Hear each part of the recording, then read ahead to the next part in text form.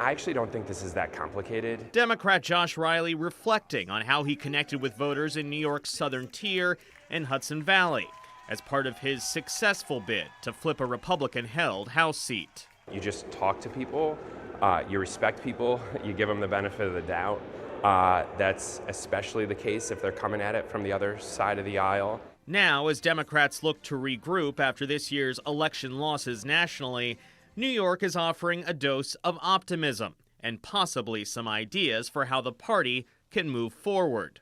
2 years ago, when a red wave failed to materialize nationally, New York was a rare black eye for Democrats. Republicans picking off a handful of congressional seats, helping them win control of the U.S. House. Fast forward to 2024, New York Democrats won GOP seats on Long Island, in the Hudson Valley, and in the Syracuse area. Democrats, the same day that Donald Trump narrowed the margins at the presidential level, defeated 3, not 1, not 2, 3 Republican incumbents.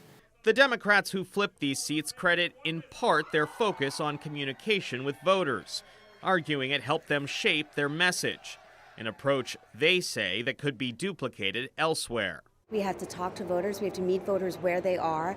Don't lecture voters on what facts are. Understand what they care about and tell them how you're going to deliver the solutions for them. The candidates also argue the state party's new coordinated campaign infrastructure contributed to their wins. As part of that initiative, workers and volunteers knocked on hundreds of thousands of doors and made millions of phone calls to voters across the state.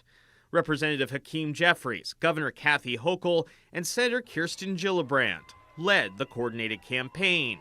Gillibrand saying there are possible lessons to be learned here, too. We need to be talking to voters 2 years in advance, not 2 months in advance.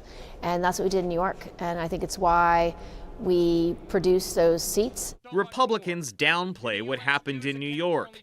The key battleground districts, they argue, will remain battlegrounds. Democrats spent over $250 million in New York with the stated goal to get the majority and elect Hakeem Jeffries the next Speaker of the House.